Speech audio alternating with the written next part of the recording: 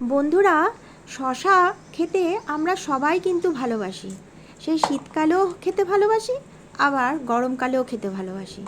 আর সেই শশা যদি আপনার নিজে হাতে গাছ লাগানো ব্যালকনি বাগান থেকে হয়, তাহলে তো তার আনন্দই অনেক। আমি কোনোদিনও শশা গাছ লাগাইনি, কিন্তু অনেককে দেখেছি শশা গাছ ব্যালকনিতে লাগাতে, ছাদে লাগাতে। আমি অনেক ইউটিউবেও দেখেছি। তাই এবার আমারও ইচ্ছা হলো আমার ব্যালকনিতে একটু শশা গাছ লাগানোর। তা আমি আগের ভিডিওতে দেখিয়েছিলাম শশার বীজ আমি রোপণ করেছিলাম। সেই বীজ রোপণ করার পরে ছোট ছোট চারাগুলো বেশ একটু বড় আকার হয়ে গেছে। আর আমি এই বীজগুলো আমার যে কিচেন কম্পোস্ট আর পাতা আর খানিক মাটির ওপরেই বসিয়েছিলাম, দিয়ে আমি ওই বীজগুলোকে বসিয়েছিলাম। তো জল দিতে দিতে ওই সবজির খোসাগুলো নিচে নেমে গেছে, আর চারাগুলো বেশ বড় হয়ে গেছে। এবার ওগুলোকে আমি ভেবেছি একটু বড় গ্রো ব্যাগের ভেতরে এগুলোকে দেব, যাতে এবার বড় হবে এবং লতাবে। তখন একটু বড় না হলে তো মাচা করতে হবে, আর এগুলো একসাথে থাকলে গাছগুলো বাড়বে না। সেই জন্য আমি একটু আলাদা আলাদা করে বড় সাইজের গ্রো ব্যাগের ভেতরে এগুলোকে এবার আমি লাগাবো। তো সেই জন্যই আমার আজকের এই ভিডিওটা করা। আপনার পুরো ভিডিওটা দেখবেন যে আমি কিভাবে শশা গাছগুলোকে করছি, গ্রো ব্যাগের ভেতরে আলাদা করে লাগাচ্ছি। আপনারা দেখুন। নমস্কার বন্ধুরা, আপনাদের সকলকে আমার চ্যানেলে স্বাগত জানাচ্ছি। আশা করি আপনারা সবাই সুস্থ আছেন এবং ভালো আছেন। আজ আমি আপনাদেরকে আরেকটি নতুন ভিডিও দেখাবো। আমি আগে যে ভিডিওতে দেখিয়েছিলাম শশার গাছের জন্য যে বীজগুলো বপন করেছিলাম, সেগুলো থেকে মোটামুটি একটা সাইজে বড় হয়ে গেছে চারাগুলো। ওই চারাগুলোকে আমাকে একটু নতুন জায়গাতে এনে লাগাতে হবে, যাতে গাছটা আরো বড় হতে পারে, শিকড়গুলো আরো ছড়াতে পারে এবং বড় হতে যাতে সুস্থভাবে সে যাতে বেড়ে উঠতে পারে। সেই জন্য আমি নতুন করে বড় জায়গায় 6 ইঞ্চি গ্রো ব্যাগ নিয়েছি, সেখানে আমি ওই গাছগুলোকে লাগাবো। সেই ভিডিওটা আপনাদেরকে আজকে আমি করে দেখাবো। তার আগে আমি বলবো, আপনাদের যদি আমার এই ভিডিওটা ভালো লেগে থাকে তাহলে অবশ্যই লাইক করবেন এবং চ্যানেলটাকে সাবস্ক্রাইব করবেন। এবং আপনাদের পরিচিতি যারা আছে, যারা ছাদ বাগান কি ব্যালকনি বাগান ভালোবেসে থাকে, তাদেরকে অবশ্যই এই ভিডিওটা শেয়ার করে দেবেন, যাতে প্রত্যেকের কাছে আমার নেক্সট ভিডিওটা আপনাদের সকলের কাছে তাড়াতাড়ি এসে পৌঁছে যায়। আর বেশি কথা না বাড়িয়ে আমি গাছগুলোকে তাড়াতাড়ি লাগিয়ে দিই, কারণ খুব গরম পড়েছে, এই ব্যালকনিতেও বেশ গরম লাগছে। আমি তাড়াতাড়ি গাছটা লাগাই, সেই ভিডিওটা আপনাদেরকে করে দেখাই। চলুন। এই মাটিগুলো কিন্তু আমার টবের ব্যবহার করা মাটি। এই মাটিগুলোকে আমি দুটো গামলায় নিয়ে ভালোভাবে শুকিয়েছি এবং ঝরঝর করে নিয়েছি, আর একটু মাটিও মিশিয়ে নিচ্ছি। এখানে প্রচুর পরিমাণে আমার কিচেন কম্পোস্ট আর গোবর সার আছে এই মাটিগুলোতে। মাটিগুলোকে আমি সুন্দর করে তৈরি করে নিয়েছি। এগুলো আমার টবের ব্যবহার করা মাটি, এর ভেতরে গোবর সার আছে এবং কিচেন কম্পোস্ট দিয়ে তৈরি করা মাটি। শুকিয়ে আমি ঝরঝর করে মাটিগুলোকে রেডি করে রেখেছি। এই পুরনো মাটিগুলো দিয়েই আমি নতুন করে আজকে গাছ লাগাবো এবং সেই ভিডিওটাই আপনাদের কাছে করে দেখাচ্ছি।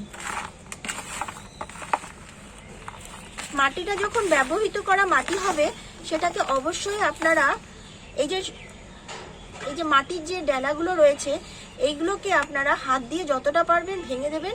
দেখুন, এগুলো সবই হচ্ছে গোবর সার, সবটাই গোবর সার। দেখুন, সব গোবর সার। এগুলো ঝুরঝুরে করে নেবেন মাটিটা, তাহলে কি হবে, গাছের পক্ষে বেড়ে উঠতে গাছটা খুব সুবিধা হবে এবং শিকড়গুলো তাড়াতাড়ি এদিক ওদিক ছড়াতে ওদের খুব সুবিধা হবে। যত মাটি হালকা হবে এবং মাটি যত ঝরঝরে হবে, তত গাছের পক্ষে খুবই উপকারী হয়ে ওঠে। আমি একটা প্যাকেটের মধ্যে কিচেন কম্পোস্ট তৈরি করেছি, ওটা নিয়ে আসবো। আজকে আমি গাছের গোড়াগুলোর ওপরে অল্প অল্প করে এই কিচেন কম্পোস্টটা দিয়ে দেবো সব গাছে। দেখুন, প্যাকেটটা আমি আটকে রেখেছিলাম 1 সপ্তাহ ধরে।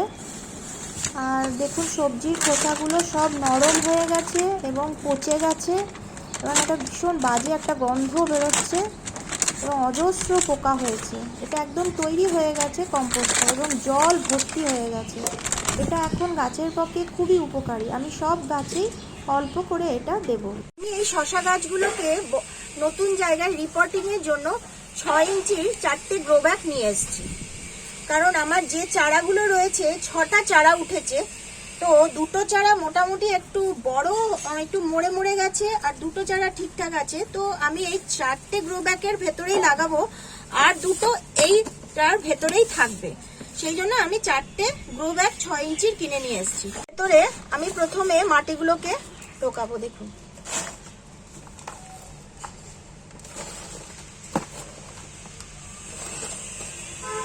আমি আমার ব্যালকনি বাগানে যাই কিছু করে থাকি সম্পূর্ণটাই বেশিরভাগই থাকে আমার কিচেন কম্পোস্ট আর গোবর সার, আর সামান্য মাটি থাকে। দেখুন, আমি মাটিটা না বেশিটা দিইনি, এতটুকু দিয়েছি, কারণ আমি উপর থেকে এই কিচেন কম্পোস্টটা যেটা তৈরি করে রেখেছি সেই কিচেন কম্পোস্টটাকে আমি গাছের চারপাশ দিয়ে দেবো। ঠিক আছে, এইভাবে আমি 4টে গ্রো ব্যাগকে রেডি করছি।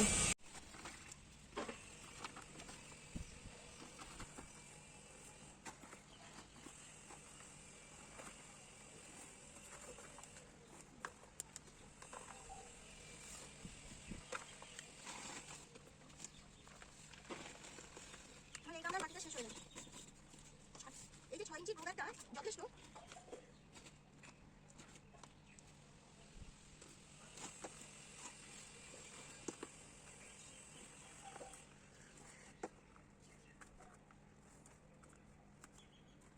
বন্ধুরা, আমার 4টে গ্রো ব্যাগ তৈরি হয়ে গেল আমার শশা গাছের চারাগুলো লাগানোর জন্য। আমি অল্প অল্প করে ওপর থেকে জায়গা একটু রেখেছি, কারণ আমি যে কিচেন কম্পোস্টটা দেবো সেজন্য।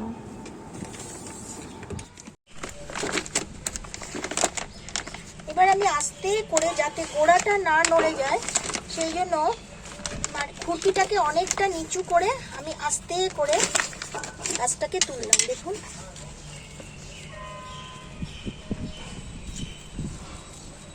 দুটো গাছ আমার একসাথে উঠেছে।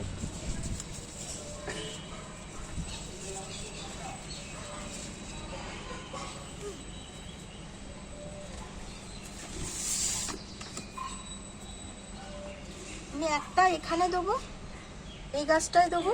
এই মাটিটার একটু শিকড় এখানে লেগে আছে, তা আমি মাটিটাকে হালকা করে এখানে একটা এখানে দেবো, আর একটা একটাকে দেবো। ঠিক আছে,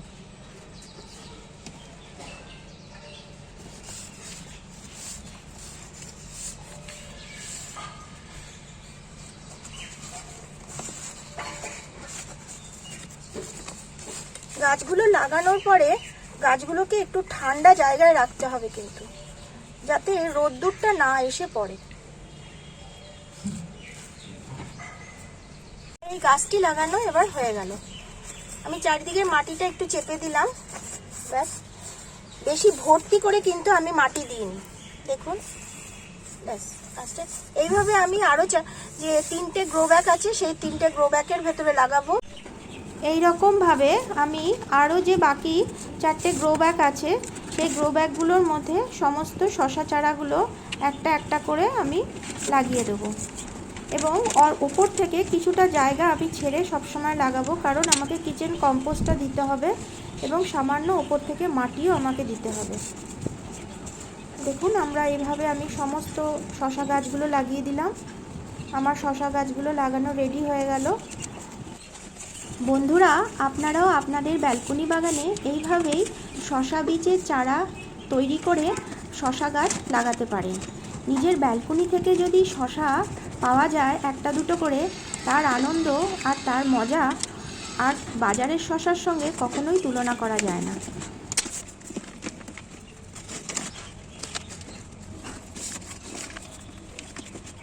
একটু হেলে গেছে, গাছটাকে একটু স্ট্রেট করার জন্য আমি কাঠিটা দিয়ে গাছটাকে একটু স্ট্রেট করে দিই। একটু হেলে গেছে। এখন আমি এই গাছগুলোর পাশে আমি যে কিচেন কম্পোস্টটা তৈরি করেছি সেটা আমি দিয়ে দেবো। প্রচুর পোকা হয়ে গেছে, পোকা ভর্তি হয়ে গেছে। দেখুন, এই পোকাগুলো কিন্তু কোনোটাই গাছের পক্ষে ক্ষতিকারক নয়।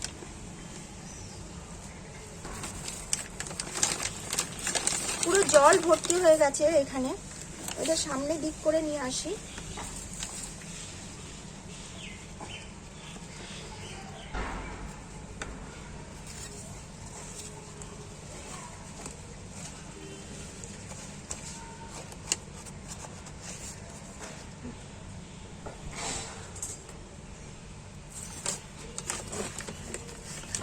আমি সব গাছগুলোতেই অল্প অল্প করে দিয়ে দেবো সাইড দিয়ে।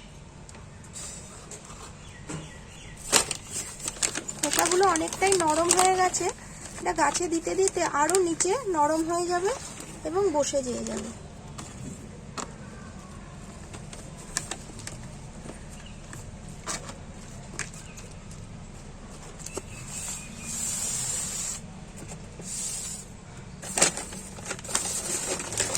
এই পোকাগুলো কিন্তু গাছের পক্ষে উপকারী বলতে গেলে, এগুলো গাছের কোনো ক্ষতি করে না।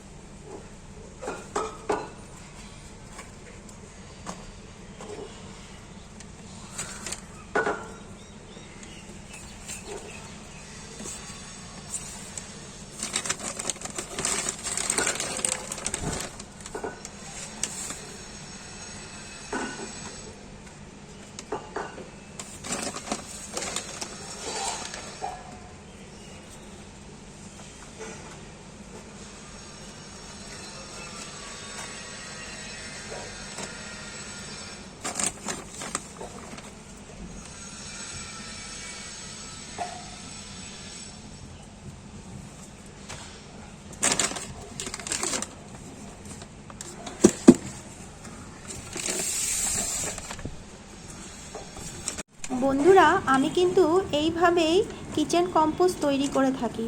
শক্ত কোনো প্যাকেট নিই এবং দৈনিকের যে সবজিগুলো থাকে সেই সবজিগুলো রেখে দিই এবং বন্ধ করে দিই। 1 সপ্তাহ ধরে যেটা হয় পচে যায়, সেটা এইভাবেই আমি তৈরি করে থাকি কিচেন কম্পোস্টটা। ভেতরেই আমি জল কিছুটা দেবো এবং প্যাকেটটাকে ধুয়ে আমি পুরো জলটা এবার গাছগুলোর ভিতরে দিয়ে দেবো।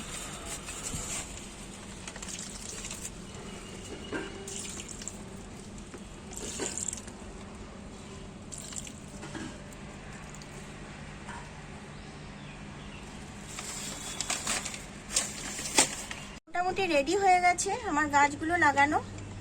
6 ইঞ্চি গ্রো ব্যাগের ভেতরে আমি সমস্ত গাছগুলো লাগিয়েও দিয়েছি এবং আমি যে প্লাস্টিকের ভেতরে কিচেন কম্পোস্টটা তৈরি করেছিলাম সেটাও আমার এই 5টা গ্রো ব্যাগের ভেতরে গাছের সাইড দিয়ে আমি দিয়ে দিয়েছি।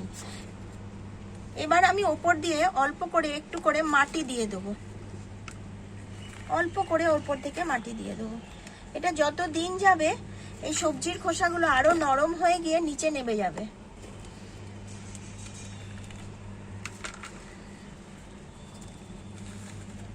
আশা করি আমি এই গাছটা 15 দিনের ভেতরেই বেশ বড় হয়ে লতাতে শুরু করে দেবে। তখন আমাকে এই গাছগুলোর জন্য আবার মাচা তৈরি করতে হবে। সেই মাচা তৈরি করার ভিডিওটাও আপনাদের সামনে তুলে ধরব।